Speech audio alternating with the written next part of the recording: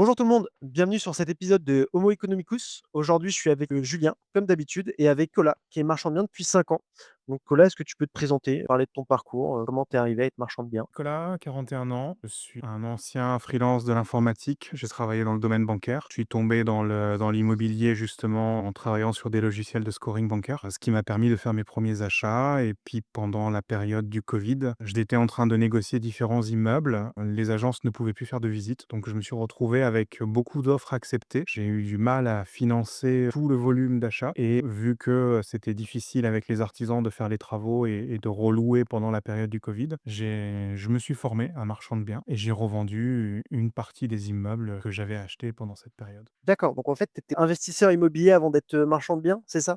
Tu étais freelance informatique et en plus, à côté, tu faisais de l'investissement immobilier. Exactement. J'avais ma boîte, d'informatique, freelance, on gagne bien. Je réinvestissais, quasiment la totalité de ce que je gagnais dans des SCI, des sociétés avec des montages holding pour, acheter à tour de bras dans des villes où c'était pas forcément très cher le mètre carré. Bah, pendant le covid, j'étais en train de négocier pas mal de choses en me disant: le 1er immeuble qui tombe, je l'achète». Sauf que vu que plus personne pouvait visiter, bah, tout le monde a accepté mes offres en même temps. Ah oui, oui, donc compliqué de suivre après quand tu te retrouves avec beaucoup plus de volume que tu avais prévu. Exact. D'accord et fondamentalement, c'est quoi la différence que tu as vue entre un peu ton expérience d'investisseur, immobilier et le marchand de biens, vu que tu es un peu tombé dedans comme ça, «par hasard» entre guillemets? L'investissement immobilier, c'est d'une certaine façon plus simple. Parce que si tu te trompes en achetant, il te reste quand même le bien et tu vas pouvoir le revendre plus ou moins au même prix ou perdre quelques milliers d'euros, mais tu vas de toute façon réussir à te sauver ou au pire, tu vas le garder pendant 5, 6, 7 ans, le temps que le marché monte et tu récupères ta moins-value que tu as fait à l'achat parce que tu t'es trompé. Le marchand de biens, c'est différent. Tu prends un engagement sur une vente sur maximum 5 ans. Tu es considéré comme un professionnel, tu as des assurances de professionnels, tu as des bilans comptables à réaliser. Il y a des contraintes aussi sur les types de travaux que tu dois faire. Tu dois respecter certaines normes, notamment des choses que les gens ne pensent pas. Même quand tu divises un appartement, tu dois réaliser des cloisons coupe-feu. Par exemple, entre les 2 appartements, tu ne peux pas faire de la division sauvage comme on fait, dans du locatif parfois simple. Là, tu dois, bien faire les déclarations à Enedis pour avoir tes compteurs électriques pour chaque lot. Il y a, pas mal de contraintes aussi au niveau des déclarations d'urbanisme. Tu peux faire semblant que rien ne s'est passé et que tu as changé les fenêtres. Quand tu es un particulier, tu sais que la mairie va t'embêter, alors tu attends le mois d'août et puis au mois d'août, quand il y a personne qui bosse à la mairie, tu fais ton changement de fenêtre le 15 août au soir, personne te voit. Sauf que quand tu es marchand, bah, tu ne peux pas te permettre de faire des choses comme ça. C'est-à-dire que de toute façon, ils vont te rattraper. À partir du moment où tu es un professionnel, c'est beaucoup plus complexe. D'accord, donc tu as plus de filouterie, on va dire, quand tu es, particulier que, quand tu es, Mmh. marchand de biens parce que tu es vraiment professionnel en société du coup, alors qu'un particulier, il a pas forcément de société. Donc il y a un peu plus de laissez-passer, de moins de règles, on va dire, à respecter, si j'ai bien compris. E exactement. D'accord. Est-ce que c'est vrai, parce que j'entends beaucoup parler de bénéfices à 5 voire 6 chiffres sur les opérations, est-ce que c'est vrai? Est-ce que c'est un mythe? Parce que sur YouTube, on entend un peu de tout. Tout le monde peut être marchand de biens. C'est exactement comme la bourse. Il faut avoir une certaine résistance au stress parce que quand tu as des lots qui te restent sur les bras pendant 6 mois, 1 an et demi, 2 ans et que personne te les achète et il faut pas paniquer, il faut pas baisser le prix et les brader, pour vraiment essayer de vendre, et récupérer ta mise de départ en te disant: «Waouh, j'ai récupéré ce que j'ai mis, c'est bon, je suis OK». Non, en fait, tu aurais dû gagner de l'argent et il faut être patient. C'est un travail de longue haleine, surtout l'immobilier. Mais oui, alors si tu es bon, tu peux faire des opérations à 6 chiffres. Après, à Paris, acheter et revendre un immeuble, faire une opération à 6 chiffres, c'est facile. Faire une opération à 6 chiffres en province, c'est plus complexe déjà, parce qu'on est sur des montants qui sont moindres, donc on est sur un pourcentage de gain. Un bon marchand de biens doit essayer de réaliser au moins, tous frais comptés, 20 de marge sur la totalité du chiffre d'affaires de l'opération. 20, c'est une opération qui est bien menée et qui a une marge raisonnable. Il va falloir faire plusieurs opérations pendant l'année pour pouvoir manger, en fait. J'ai eu une opération où j'ai risqué une procédure qui s'appelle la rescission pour lésion. C'est-à-dire que j'ai revendu un bien à plus du double de ce que je l'avais acheté. Alors en D'accord. réalité, c'est 7/12.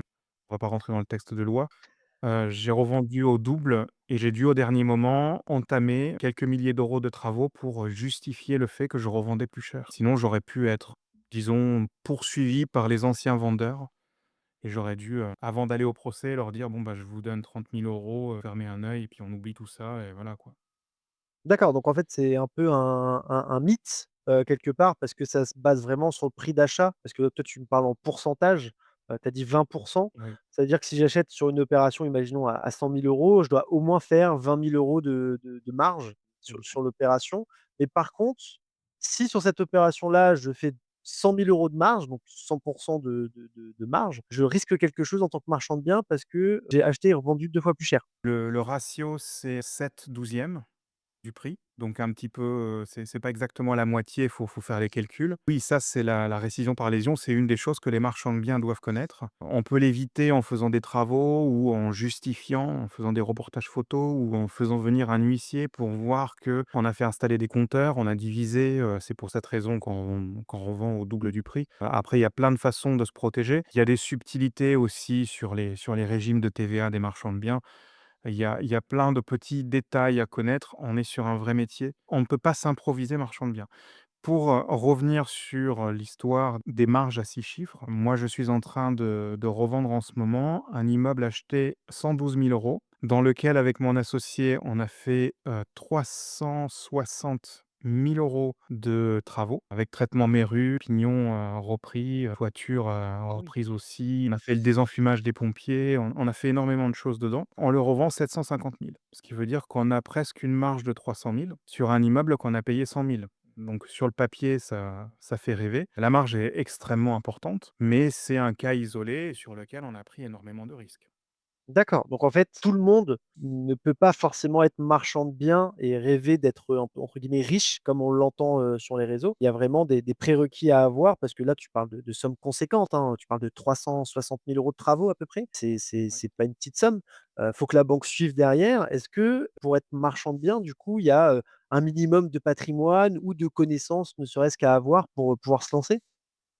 La première opération, les banques vont avoir tendance à financer. C'est un peu comme D'accord. l'investissement immobilier. Il y a une course de chevaux et eux, ils vont parier, sur les dossiers qui leur paraissent, meilleurs. Tout le monde peut présenter un bon dossier. Tout le monde peut contacter une banque à Paris en leur disant: «Je vais vendre un immeuble à Laval». La banque, elle va regarder plus ou moins le prix au mètre carré, elle va pas trop comprendre, elle va se dire: «Bon, bah, c'est un petit budget, ça va coûter 120 000 €, il débute, bon, bah, on va lui demander un apport conséquent, mais on va quand même le financer et on va voir comment ça se passe». Et ce sera à partir du résultat de cette vente qu'ils verront si le financer encore, si continuer avec lui. Si l'argent du gain est déposé sur la banque elle-même ou si par ailleurs, bien évidemment, la banque, elle dit: «Si tu joues pas le jeu, c'est ciao». Il y a pas mal de facteurs, après ce sont des accords, qui se prennent avec les banques. Il y a une certaine facilité à se faire financer. Il y a aussi des plateformes qui permettent, d'être financé, assez facilement, mais c'est à double tranchant parce que même si le crowdfunding reste une solution très intéressante, ça reste une solution qui est extrêmement coûteuse parce qu'on parle de 11 d'intérêt, mais en réalité, il y a aussi des frais de dossier. Et les frais de dossier, ils peuvent être, environ de 10 la somme, entre 5 et 10 de la somme que vous empruntez. Si vous empruntez 300 000, vous avez minimum 15 000 € de frais et généralement, le pire dans tout ça, c'est que les frais, ils sont, incorporés dans le montant total de la levée de fonds. Donc en réalité, vous levez beaucoup plus de ce dont vous avez besoin pour acheter D'accord, et vous et payez toi. des intérêts aussi sur ces 15 000 € de plus. Ah oui, OK, oui, donc en fait, tu as un peu un effet boule de neige sur les frais de dossier où en plus tu payes des des intérêts dessus. Tu as un exemple? Tu es déjà passé par, ce type de financement toi pour tes opérations ou tu fonctionnes uniquement avec tes fonds propres ou uniquement au crédit avec les banques? Un mix de tout? Alors moi, j'ai le défaut de vouloir faire plein de choses en même temps, ce qui fait que je suis constamment à court d'argent. J'ai travaillé avec 2 plateformes. J'ai D'accord, fait bien évidemment la première brique, avec laquelle j'ai fait 2 opérations. J'ai fait une première opération d'achat-revente d'un immeuble où j'ai quasiment rien fait. Je l'ai juste revendu à la découpe et j'ai géré un problème de compteur, donc ça s'est bien passé. Et la 2e fois, j'ai fait un hôtel que j'ai divisé, j'ai changé la destination de l'hôtel.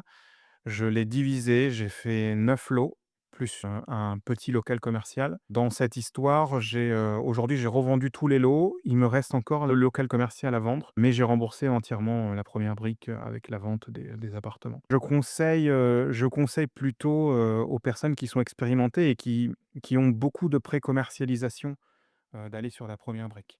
La pré-commercialisation, c'est quand, vous n'avez pas acheté, mais vous avez déjà vendu. D'accord, donc en Donc marchand de c'est biens, tu peux vendre des biens où tu es pas encore propriétaire dessus, donc tu es pas encore passé chez le notaire, que tu peux déjà vendre les lots de ton bien? légalement, s'il y a des notaires qui nous écoutent, ils diront que non, parce que c'est des ventes en cascade ou en cavale ou je sais plus comment ils appellent ça. Techniquement, c'est pas possible. Par contre, rien ne vous empêche de, signer un compromis pour l'achat, de demander au propriétaire de pouvoir commercialiser les lots pendant que vous êtes en période d'achat et quand quelqu'un décide de vous acheter un des lots, au lieu de faire un compromis qui est quelque chose qui va être bloquant pour l'acheteur et pour le vendeur. C'est-à-dire que moi, en tant que vendeur, je m'engage à vendre à cette personne et lui, en tant qu'acheteur, il s'engage à acheter le lot. Je ne peux pas, moi, me permettre de m'engager à vendre quelque chose qui ne m'appartient pas. Donc, ce ne sera pas un compromis, mais ce sera une promesse d'achat de la part de l'acheteur. D'accord, oui, c'est assez technique du coup comme métier par rapport à ce que tu me dis parce que, il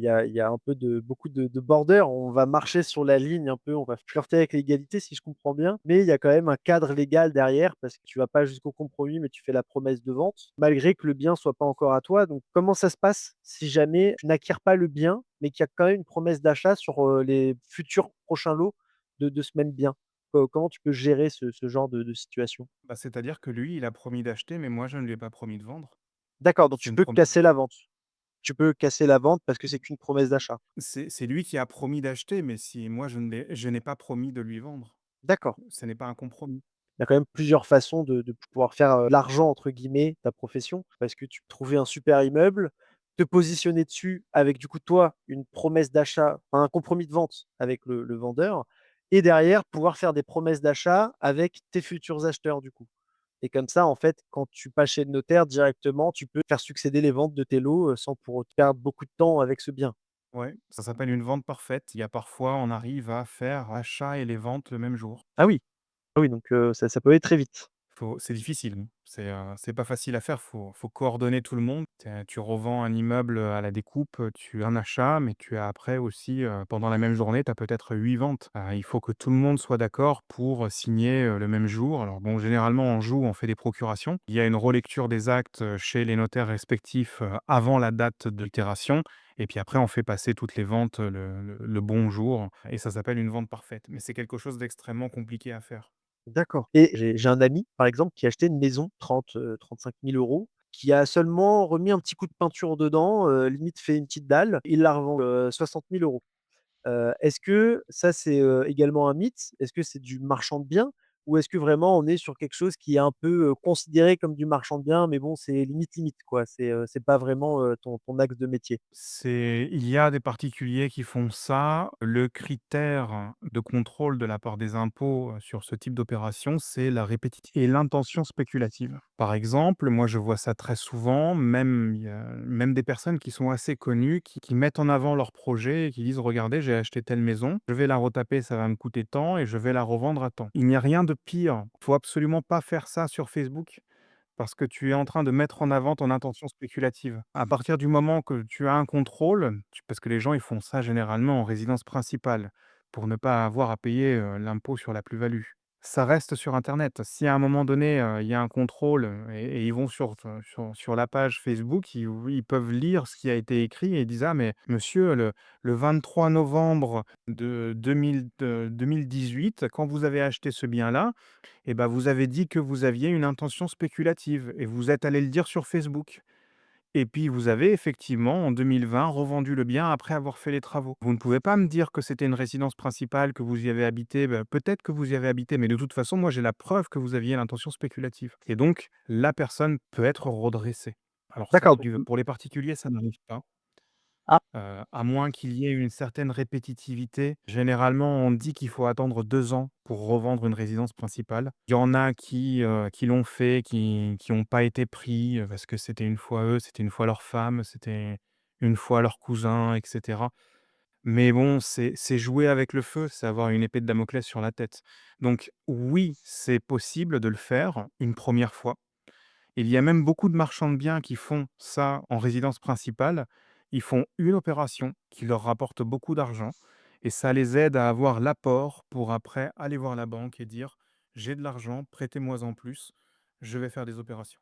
D'accord, donc en fait, le fameux, montage en résidence principale dont on entend tant parler sur les réseaux, c'est quelque chose qui est faisable, mais une fois et en fait, plus d'une fois, là, on risque vraiment quelque chose où, il y a un peu le critère de répétitivité, comme tu dis, qui nous plante au-dessus de la tête pour un contrôle fiscal où on peut vite être requalifié et j'imagine que ça coûte très cher, ce type de requalification? Alors moi, ça ne m'est jamais arrivé, mais si on est requalifié marchand de biens, ça coûte très cher. Parce que déjà, une fois que l'opération est passée, il y a plusieurs régimes de TVA quand on fait le marchand. On a, l'exonération totale de TVA, on a la TVA sur marge, donc la différence entre le prix de revente moins les travaux, moins, le prix d'achat et moins les frais qu'on a eus et on a la TVA intégrale. La TVA intégrale, c'est quand, par exemple, un marchand de biens rénove un bâti, qui a plus de 5 ans et l'administration fiscale considère que, le bien est revendu comme s'il était neuf. C'est-à-dire qu'il y a beaucoup de travaux qui ont été faits à l'intérieur. C'est plus technique parce que, par exemple, si tu ne refais pas les sols, tu n'as pas refait la totalité de l'appartement, par exemple. Si tu ne fais pas, la toiture, on considère que c'est pas neuf. À partir du moment où tu t'es fait choper par les impôts, j'imagine qu'ils y vont pas avec le dos de la cuillère, quoi. Ouais. Et ça, ils vont y aller, ils vont te dire: «Bon, bah, écoute, déjà, tu vas nous payer sur la plus-value. Nous, on t'a chopé, avec 5 ans de retard, donc tu vas payer les intérêts sur ce que tu n'as pas payé pendant 5 ans. En plus, on va te mettre une TVA intégrale» et une TVA intégrale, c'est une TVA sur le montant total de la vente. Si tu as vendu à 200 000 € la maison, c'est 40 000 balles, Donc juste de possiblement, TVA. tout ce que tu as gagné sur ta vente, possiblement, déjà juste dans la TVA, quoi. Exactement. Tu as ça et puis après à ça, tu rajoutes aussi la plus-value que tu n'as pas payée et les intérêts sur les 5 ans. Ça va très vite, quoi. Tu te re-endettes derrière, en fait, pour payer, tes amendes et ta requalification parce que, en fait, ta marge absorbe pas du tout, ce que ça va te coûter de te faire requalifier, derrière. Le mieux, en fait, c'est peut-être de faire un premier montage en résidence principale ou, si on a déjà une résidence principale avec beaucoup de plus-value, possiblement la vendre pour se lancer et faire ça ensuite dans les règles de l'art avec, une société en marchand de biens pour pouvoir être vraiment tranquille d'esprit parce que j'imagine que, tu as pas beaucoup de temps quand tu fais ce métier. Par exemple, nous, on a eu beaucoup de mal pour savoir. Les créneaux étaient pas forcément tous disponibles. C'est quand même un métier qui te prend beaucoup de temps. On est loin du mirage qu'on voit sur les réseaux où tu fais marchand de biens, tu fais 2-3 opérations par an et tu changes ta vie. J'imagine qu'il y a quand même un peu de volume à faire, un peu d'achat et de revente, de façon assez conséquente pour pouvoir vivre correctement. Ça dépend du type d'opération. En fait, il y a plusieurs types de marchands. Ce qu'on voit aujourd'hui qui est mis en avant, sur les réseaux et les formations et les personnes qui disent que faire du marchand, c'est facile, c'est ce qu'ils appellent, eux, ils proposent des flips. Un flip, c'est, j'achète un immeuble, il y a déjà les compteurs, il est déjà divisé. Je revends lot par lot. Les seuls frais que j'ai, c'est, 3 000 € pour faire le règlement de copropriété et je désigne un syndic quand je vends les derniers lots, en fait. Je reste syndic bénévole jusqu'au dernier moment. C'est une opération que tout le monde peut faire. C'est ça le fait, parce que tu n'as pas à gérer Enedis, tu n'as pas à gérer les travaux, tu n'as pas de permis de construire, tu n'as pas de changement de destination, tu n'as pas tout ce qui fait C'est la une valeur une ajoutée du marchand. opération financière, quoi. Exactement. Mais, pour la faire, tu vas créer ta boîte de marchand et cetera et donc ils considèrent que tu es marchand. Mais ce type de flip, c'est quelque chose qui, au-delà d'être très facile à faire, c'est quelque chose qui rapporte de moins en moins. Parce qu'on a de plus en plus de marchands de biens qui, se concentrent seulement et uniquement sur ce type d'opération. Donc, nous de notre côté, je vais pas dire anciens parce que bon, moi je suis un peu intermédiaire, mais, nous les marchands, quand on voit, des petits jeunes qui arrivent et qui nous prennent ces opérations-là, qui sont des opérations faciles, pour nous, c'est du chiffre d'affaires qui nous permet d'appuyer nos dossiers après avec la banque, en disant: «Regardez, j'ai fait tot opération», mais on a beaucoup de petits jeunes qui viennent nous prendre, ces opérations faciles. D'un côté, ce ne sont pas vraiment des marchands parce qu'ils n'ont pas le volet technique, le volet de l'urbanisme, qui est un volet, extrêmement important à avoir pour faire le marchand. Et d'un autre côté, bon, bah, nous, on les voit, ils nous prennent des affaires faciles, ça nous, on a nos dossiers qui sont complexes. C'est vrai qu'on aimerait bien de temps en temps pouvoir prendre un immeuble, le revendre à la découpe rapidement et gagner, 30 000 40 000 € comme ça. Ça nous permet de financer un autre projet. Et il faut pas oublier que le métier de marchand de biens, c'est un métier qui se situe entre les investisseurs immobiliers et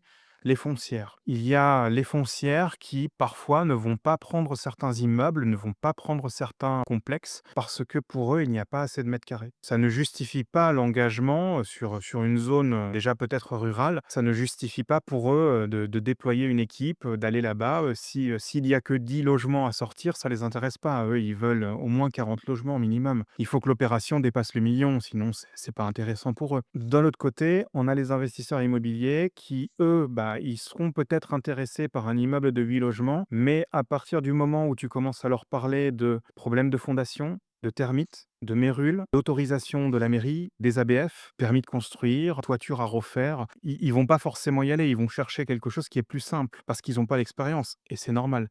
Et ben, le métier de marchand de biens se situe là au milieu. Sauf que le métier de marchand de biens qui fait que et uniquement des flips, bah, c'est pas un vrai marchand. Il y a un peu des «ligues» entre guillemets comme au football chez les marchands de biens. Il y a la Ligue 2 qui est, ceux qui font du flip. Il y a la Ligue 1 qui est un peu, tout ce que toi tu fais. Donc tu vas peut-être nous expliquer un peu plus comment toi tu fonctionnes sur tes opérations. Et après il y a vraiment le top Ligue 1 où là on a les foncières qui vont sur les très grosses opérations et qui vous laissent un peu les opérations, à vous, qui vous plaisent pas trop, enfin qui eux leur plaisent pas trop mais vous intéressent, où il y a quand même du chiffre à faire mais pas suffisamment pour la foncière. D'après ces explications, c'est les foncières, c'est plus une contrainte de taille que vraiment une envie, finalement. Exact. Parce qu'il y a sans doute des très bons rendements même sur ces opérations. Oui, oui, il y a des très bons rendements, mais c'est des très bons rendements sur des sommes qui sont pas intéressantes Voilà, c'est ça. pour déployer toute une équipe, quoi. Et les foncières, c'est pas réellement des marchands. Nous, on récupère le bâti. Nous, on sauvegarde le bâti ancien. Les foncières, elles achètent, elles rasent, elles refont. D'accord. Pour Un eux, peu il y a comme un pas promoteur qui achète de l'ancien, qui rase et qui construit son immeuble. c'est exactement ça. C'est des promoteurs, en fait. Ah oui, moi je pensais vraiment que les foncières faisaient un peu de marchand de biens, acheter des gros immeubles et aller par exemple sur Paris, un bel immeuble haussmannien, aller, rénover les différents lots et ensuite revendre à la découpe l'immeuble en lui-même. Et en fait, de ce que je comprends, eux, ils achètent vraiment pour le terrain en lui-même, détruisent l'existant et construisent, du neuf pour leur programme et ensuite le commercialiser. Je pense que sur Paris, ton exemple est sans doute mauvais Ah puisque oui, sur Paris. ils vont pas détruire l'haussmannien, mais Non, mais c'était pour donner une taille d'immeuble, quoi. C'était pour dire c'est très, il faut vraiment que ça soit des très gros lots avec, énormément d'appartements, parce que c'est ça ce qui les intéresse, c'est de faire des millions de marge, en fait, sur l'opération en elle-même, même si ça leur coûte des millions de fonds à mettre sur la table, si j'ai bien compris ce que tu fais. Toi, ton intérêt, c'est plus d'aller mettre quelques centaines de milliers d'euros sur l'acquisition, quelques centaines de milliers maximum sur des travaux et ensuite revendre à la découpe pour aller chercher des centaines de milliers de bénéfices. Donc on est sur une taille un peu moindre en fait, à ton niveau? si ce qu'on vous dit vous intéresse, on a créé Homo Economicus, notre newsletter mensuelle qui décrypte les rouages de la bourse. Abonne-toi, le lien est en description. C'est oui et puis moi aussi j'ai une taille plus petite, je suis tout seul dans ma boîte. J'ai pas la puissance de frappe et puis moi j'ai pas les fonds. Je reviens juste un instant sur autre chose qui a été dit avant. Les foncières, elles rasent, mais les foncières, elles font aussi des projets un petit peu plus complexes. Parfois, ils rasent pas forcément tout, ils font des surélévations. Ils rachètent une maison et puis ça devient un immeuble. Ils refont les fondations et puis, ils gardent le rez-de-chaussée, ils refont, aux étages et cetera. Ou ils rachètent carrément des hangars où il y a, 600 m, hop, ils prennent, ils gardent, la surface au sol de l'hangar et ils bâtissent un immeuble au-dessus et ils font 40 appartements et voire même peut-être des garages en souterrain, quoi. Nous, on n'a pas cette force de frappe et déjà, j'ai pas envie de me taper un chantier comme ça avec terrassement, les engins, les frais, celui qui est malade et qui peut pas venir creuser et cetera. J'ai déjà assez de mal avec les artisans. On n'a pas les épaules assez larges, nous, en tant que marchands. Si on veut faire quelque chose de ce type-là, on part sur une structure de foncière ou d'SCPI ou de sociétés qui revendent du neuf.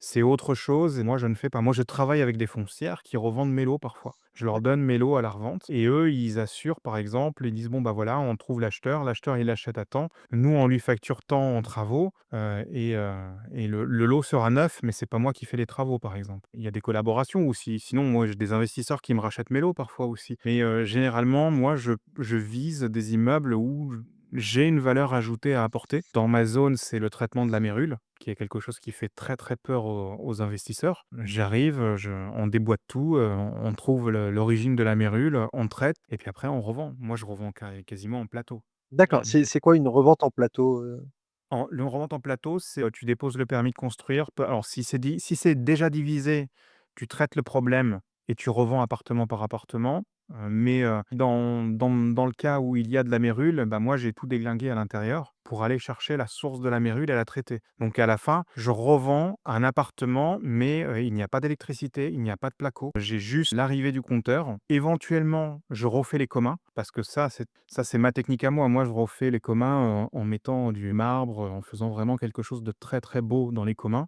et après je revends les appartements rasés, sans rien. Comme ça, je peux vendre des plateaux à un prix supérieur par rapport à la moyenne du prix des plateaux en disant: «Regardez comment ils sont les communs, ce sera une très belle résidence».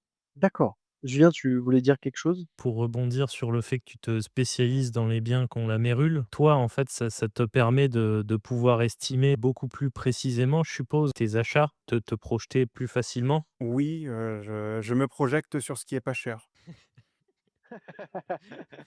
Bah, Et c'est pas la réponse que tu voulais, mais c'est exactement ça. Moi, c'est l'immeuble dont on a parlé tout à l'heure, qui a été revendu avec une marge très intéressante, fait environ 500 carrés. Il a été acheté 100 000, 112 000. Donc c'est très, très bas au mètre carré. Mais c'est parce que personne n'en voulait. Ça faisait des années qu'il était à vendre, ça faisait peur à tout le monde. Puis en réalité, c'est pas un immeuble, c'est 3 immeubles qui sont collés l'un à l'autre. bah, c'est un peu D'accord. oui, ce que tu dis, les investisseurs ont peur des biens avec la mérule et tout, parce qu'ils ont pas l'habitude de traiter ce genre de dossier. Vu que toi, tu sais que tu en as fait déjà plein, tu étais capable d'estimer, voilà, un peu combien ça pourrait te coûter et du coup, bah, si l'opération, c'est une bonne opportunité ou pas, quoi. Disons que tant qu'on n'a pas tout cassé, on ne sait pas quelle est l'étendue des dégâts. Parce que la mérule, c'est un champignon qui peut pousser même à l'intérieur des murs, il peut arriver un peu partout. Ah oui, On sait jamais exactement combien ça va coûter, mais la règle, c'est d'acheter très, très bas. d'accord. Et de toute façon, il y a très peu de personnes qui sont capables d'y aller. Généralement, c'est au bout de quelques années, c'est la mairie qui finit par racheter parce qu'ils ont besoin de traiter le problème avant que ça se propage dans les immeubles, à côté. Mais la mairie, elle préempte à un prix, qui est très bas. Donc faut arriver au bon moment. C'est un travail de longue haleine, c'est-à-dire que tu regardes ce qui est mis sur internet en vente et puis, bah, tu notes. Tu notes les 0,6 qui sont mis au niveau des annonces et puis après, quand tu vois que l'annonce a été enlevée et que l'immeuble n'est plus en vente théoriquement, mais tu sais qu'il n'a pas été acheté parce qu'à ce prix-là, impossible qu'il parte. Après tu commences, tu rappelles, tu dis: «Voilà, j'avais vu votre immeuble et tout, je voulais savoir si vous l'aviez vendu». «Ah non, non, on l'a pas vendu». «D'accord et qu'est-ce que vous en pensez?» «Ah, tu sais, on a dû le retirer à la vente parce qu'il y a une injonction de la mairie, ils veulent nous le préempter, mais ça fait 1 an que ça dure, on sait pas quoi faire et là tu dis: «Bon, bah, ils vous offrent combien à la mairie?» «Ah bah, la mairie elle offre 80 000, bah, moi je vous l'achète 100, je fais un offre comptant et je vous l'achète tout de suite» et à partir de là, tu renégocies mais il avait été mis, ça se trouve, à 300 000-350 000 en vente. Du coup, la vraie difficulté de ton métier, c'est d'acheter pas cher ou c'est de trouver des biens qui, toi, te correspondent? Par exemple, la stratégie de Mérule, parce qu'il faut des biens pour gagner, mais de ce que tu me dis dans le discours, c'est il faut que j'achète pas cher aussi pour pouvoir marger, quoi. Bah, c'est-à-dire que moi je ne connais pas l'étendue des dégâts, tant que j'ai pas tout cassé et qu'on n'a pas analysé et qu'on n'a pas vu jusqu'où se propage le champignon, par exemple. Après, si tu as des problèmes de fondation, tu peux estimer plus facilement. Tu sais combien ça coûte, tu l'as fait 1 ou 2 fois, tu sais ton maçon combien il va te le faire, et cetera. À moins qu'il y ait une condition particulière, mais bon, de toute façon, le maçon, tu le fais intervenir avant d'acheter et tu l'appelles, il vient, il te dit: «Bah, là, il y a ça, on va couler, on va refaire» et cetera. Une toiture, tu peux estimer facilement combien ça va coûter. Après, c'est plus, les demandes qui sont relatives à la mairie. On peut te demander des choses particulières, des ardoises particulières, des fenêtres particulières avec des petits bois. Ils vont vouloir que tu conserves certaines choses, les ABF peuvent, aussi avoir, des demandes, spécifiques de conservation d'escaliers en bois sculptés, qui se trouvent à l'intérieur, alors que ça t'arrange pas du tout, parce que ça casse complètement la distribution que tu avais prévue. Tu peux avoir des demandes aussi de la mairie qui sont plus ou moins légales, où on te dit, bah, on vous accorde le permis, mais seulement sur 5 lots. Moi, j'avais prévu d'en faire 9, et mais non, mais vous en faites 5. Parce que nous, on en veut 5. Parfois, c'est ou l'urbanisme ou la mairie qui veut pas que tu fasses trop d'argent, quoi. Surtout quand il y a beaucoup de marchands de biens sur la zone. D'accord, et ça, tu peux le savoir avant d'acheter? Enfin, tu peux faire des demandes avant d'acheter, de te positionner sur le bien, ou tu le découvres un peu au petit bonheur la chance quand c'est déjà trop tard? Alors, il peut y avoir des réunions préalables à la mairie. Généralement, avec le bureau de l'urbanisme, on a des réponses. On a des réponses. D'accord. Généralement, la mairie s'y tient. Il faut faire en sorte de vraiment parler avec la personne qui chapeaute l'urbanisme et pas avec la personne qui va prendre des mesures et qui va demander et puis après on a l'information qui se perd, entre une personne de l'urbanisme et l'autre et à la fin, on nous dit: «Oui, oui» et puis, quand on a déposé le permis, ça marche pas. Il y a aussi le fait alors là, il y a une prise de risque, hein, c'est-à-dire que quand on signe un compromis et on dit: «Voilà, moi j'achète» et on met en clause suspensive le fait qu'il y ait un permis de construire validé par la mairie, faut savoir que si le bâtiment dépasse un certain nombre de mètres carrés, ça doit être autour des 200 mètres carrés, le permis doit être déposé par un architecte. L'architecte, c'est 10 000 balles. Donc Si déjà le un permis est coût. refusé, c'est 10 000 balles dans le vent. Ah oui. Oui, tu es pas remboursé si le permis est refusé par rapport à ce que tu veux faire. Donc tu engages des sommes, en fait, avant l'opération. Ah oui, c'est bien plus Exactement. compliqué que ce qu'on entend un peu partout. Et toi, du coup, tu essayes Bah, il y d'éviter a de racheter des biens de plus de 200 mètres carrés pour ne pas engager ces frais ou alors peu importe? au début, j'essayais d'éviter. Les premières opérations, déjà, j'avais pas très confiance dans mes artisans, il fallait que je crée une équipe, donc j'y suis allé doucement. Aujourd'hui, je considère que ça fait partie du jeu. Pour le moment, ça ne m'est jamais arrivé de perdre de l'argent. J'ai des confrères qui ont perdu et qu'il y en a certains qui sont partis en procédure contre la mairie. Je fais un petit aparté, mais pour vous faire comprendre comment ça se passe derrière, vous déposez un permis pour diviser, il y a quelqu'un qui n'est pas d'accord, qui va voir le maire et qui dit: «Ouais, moi je suis pas d'accord, j'ai la maison qui est juste là, il va y avoir beaucoup plus de personnes qui vont habiter, il va y avoir plus de voitures dans la rue et cetera, je veux pas». Et le maire il dit: «Oh bon, bah, OK». Vous êtes quelqu'un il lui dit pas directement: «Vous êtes quelqu'un d'influent dans la communauté et cetera, donc je vais, refuser le permis». Il dit: «Bon, bah, je j'ai vous avez raison, je vais refuser le permis». Je pars en procédure contre la mairie. Quand je leur dis: «Je vais partir en procédure contre vous, il va falloir engager des frais, d'avocat et tout et cetera». Le maire, il va pas me dire: «Oh non, ne faites pas ça, on va perdre tous de l'argent». Il va dire: «Mais faites-le». Parce que si c'est quelqu'un qui me condamne à accepter votre permis de construire, je pourrais toujours dire que j'ai pas eu le choix et que c'est la loi qui m'a obligé à le faire. Il y a de la Ça politique derrière, il faut s'entendre avec les mairies, il faut connaître un peu le maillage, on va dire, territorial des gens influents, pas acheter trop près de chez eux pour être un peu moins embêté. C'est tout un métier, en fait, où il y a beaucoup d'humains, dedans à prendre en considération. Ouais, moi j'ai de la chance dans ma zone parce que j'ai jamais eu de procédure de ce type-là. Alors une fois, on m'a refusé de faire ce que je voulais faire, c'était une surélévation avec division et tout, j'avais prévu de faire un ascenseur aussi, c'était un beau projet. Bon, on me l'a refusé. Ils m'ont clairement dit que les marchands de biens, ils aimaient pas. Donc du coup, j'ai jamais pu travailler sur cette ville et j'ai même arrêté de prospecter. Même si de temps en temps, je vois encore des choses qui pourraient être sympas à faire là-bas. Quand ils auront leur bâti qui sera, vieillissant, bah, peut-être qu'ils changeront d'avis et ils se diront: «Bah, finalement, les foncières ne viennent pas, les investisseurs ne sont pas capables. Qu'est-ce qu'on fait, Est-ce qu'on fait venir des marchands ou est-ce qu'on rachète nous et on fait des travaux avec des appels d'offres publics, qui coûtent très cher, et cetera et cetera». Ouais, les mairies peu coopérantes, c'est vraiment un red flag, pour toi, quoi. Moi je les comprends, hein, il y a des mairies, au-delà de l'orientation politique, parfois, il y a des maires qui n'aiment pas qu'on vienne faire de la spéculation dans leur village, quoi, dans leur ville, c'est pas aligné avec leur mouvement politique peut-être. Il y a aussi ça aussi. Il y a des choses à respecter pour eux. Je vais pas dire qu'on arrive à faire des opérations dans des mairies de droite parce que c'est pas vrai. Mais, il y a très certainement peut-être une certaine réticence aussi de la part de certaines mairies qui nous voient plus comme des spéculateurs qu'autre chose. Mais nous, on rend aussi un service où il y a que nous, en fait. Et tu parles de spéculation, comme quoi il y a des maires qui sont contre. C'est vrai que les gens se plaignent beaucoup du prix de l'immobilier, tu sais? Comme quoi c'est tout le temps en augmentation, que c'est de moins en moins accessible. Est-ce que pour toi, les marchands de biens, ils ont un rôle dans cette augmentation des prix de l'immobilier?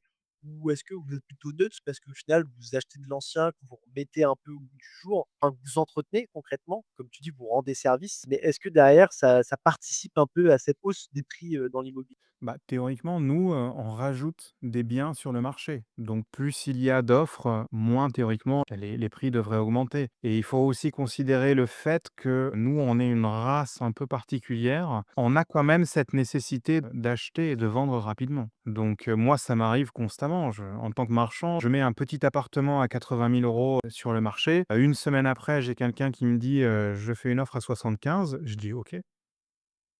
Je suis même pas là en train d'essayer de dire 78, 79, je fais 75, moi c'est bon. Je prends 8 000 balles de marge sur ce truc-là, allez c'est bon, tu je te le vends. La seule chose que je vais te demander, c'est, d'avoir un crédit, et d'être sûr d'avoir ton crédit, quoi. Ouais, tu veux que ça parte vite. Tu veux que ça roule très vite au niveau de ce que tu as pour passer à d'autres opérations et du coup continuer à faire du chiffre aussi derrière parce que tu as ce besoin de faire, de multiples opérations pour pouvoir en vivre. Exactement. Donc quand on dit: «Est-ce que c'est les marchands de biens qui, aident aussi à faire monter les prix?»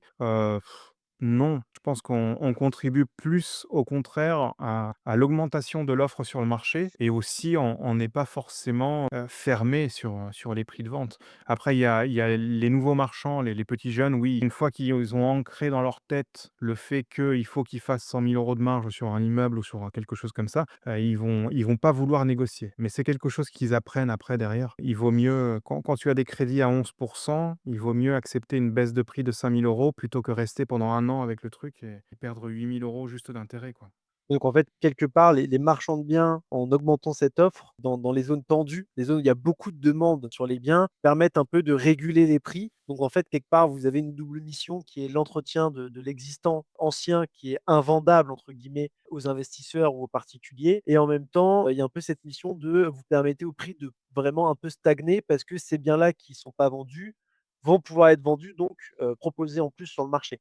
Exact. Et du coup, D'accord. pour rebondir sur les jeunes marchands de biens qui font que du flip, Mmh. est-ce que, tout à l'heure tu parlais que tu te faisais évincer des dossiers avec, ces jeunes marchands de biens qui se ruaient, là-dessus. Est-ce que tu as une idée de pourquoi ils seraient avantagés par rapport à toi sur ce type de dossier?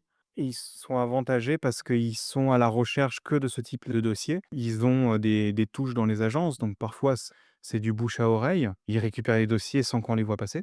Après, pour tous les types de dossiers, qui arrivent sur le net, s'il y a un flip, nous les pas les vieux de la vieille, mais c'est nous, on a du cash. Eux, ils ont pas de cash. Ils se lancent, c'est le début, font leurs premières OP et même s'ils font des OP, ils font des OP à 20.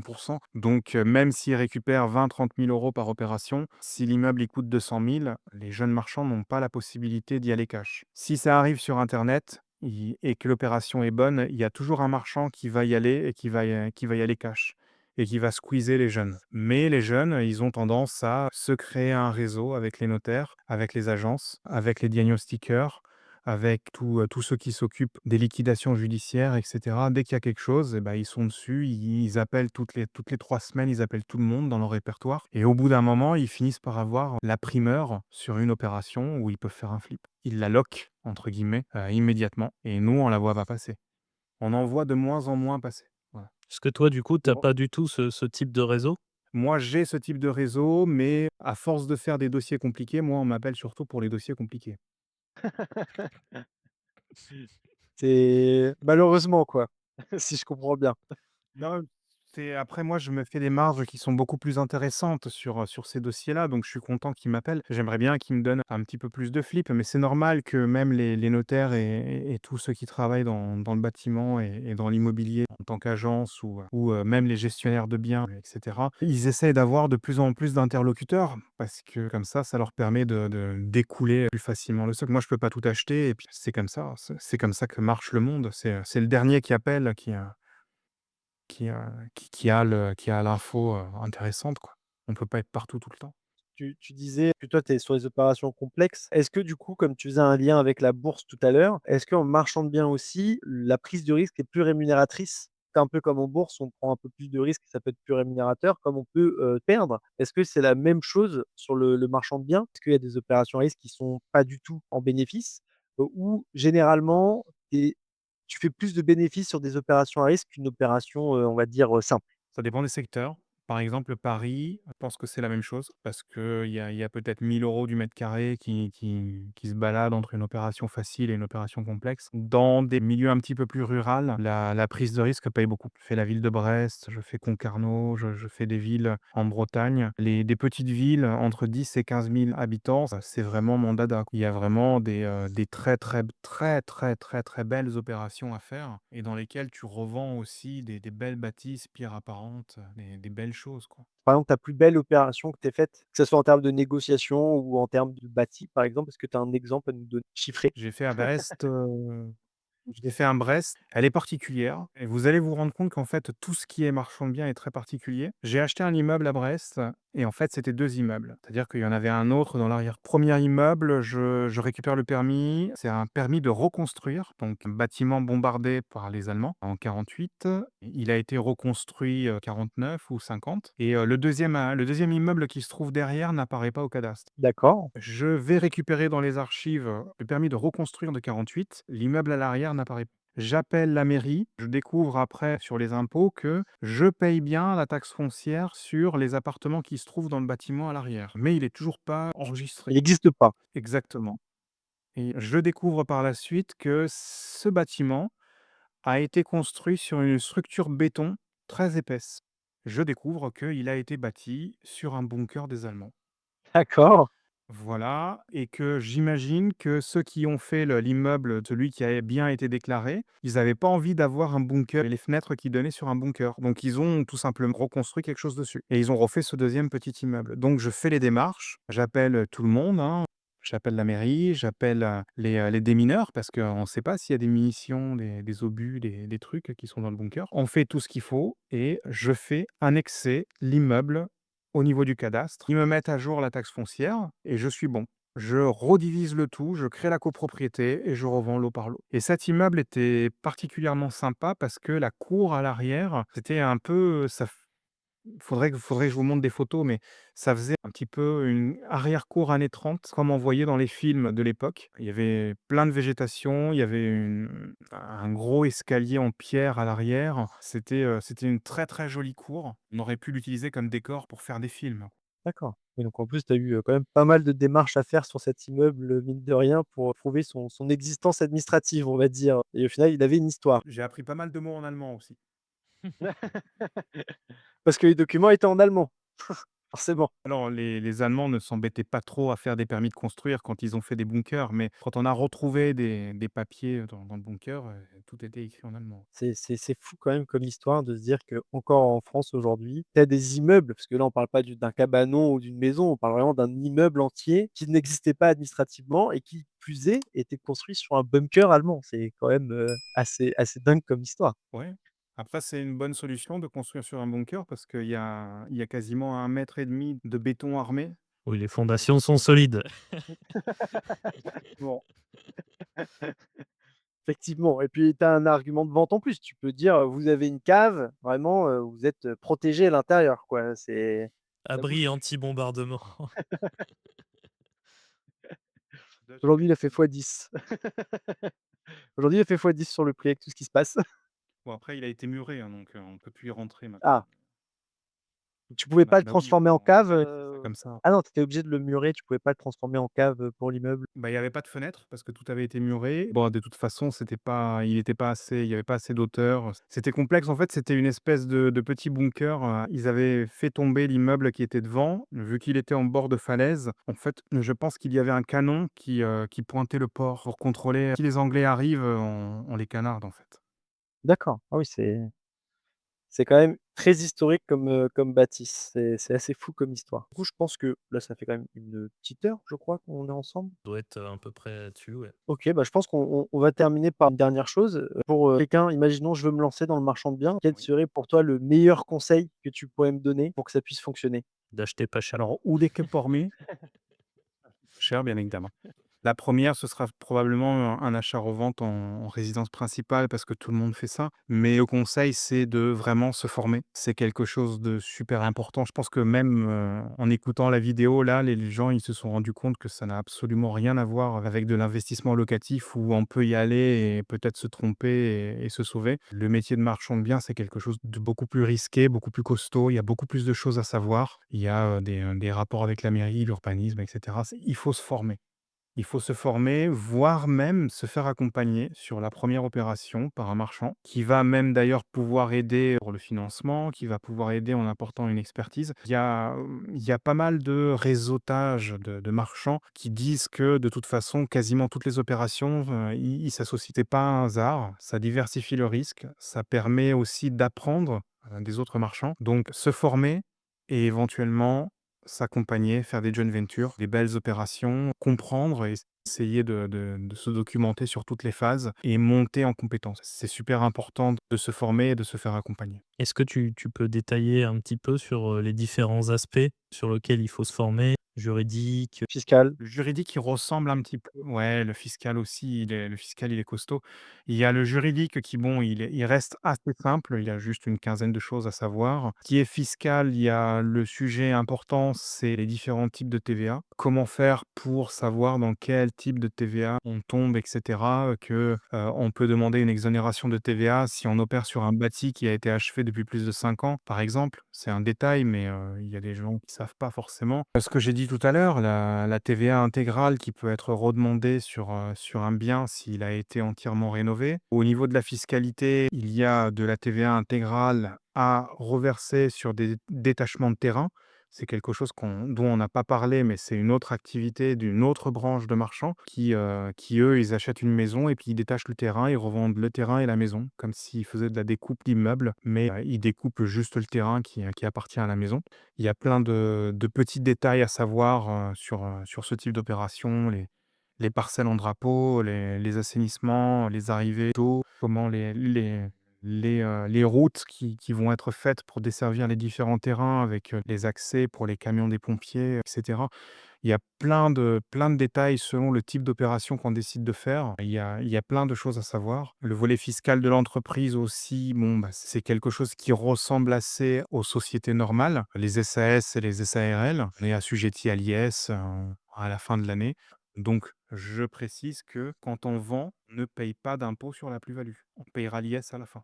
Parce qu'il Plus y a avantageux qu'un toujours des gens qui ont un particulier. peu de mal à bah, disons que ça te permet de stocker jusqu'à la date de ton bilan la totalité des bénéfices que tu as fait. Ça te donne une certaine crédibilité vis-à-vis de la banque, même si en réalité tu n'as pas encore payé l'impôt. Donc si tu fais plein de ventes en février, bah, jusqu'à décembre, tu vas pouvoir garder ta trésor sur le compte mais D'accord, et tu tu ne payes peux en tu fait peux éventuellement jouer un peu avec ça, mais en faisant attention à pas te brûler, quoi. bah, disons que tu peux la placer sur un compte à terme ou quelque chose comme ça. alors tu peux, c'est pas vraiment conseillé. L'idéal, c'est de garder pour faire des apports sur d'autres projets, en gardant ce qu'il faut pour payer l'impôt. Ça donne aussi, à la banque, la possibilité de voir que tu as eu, pas mal de liquidités, sur le compte pendant, X temps et c'est plus facile après pour qu'ils te prêtent sur d'autres projets.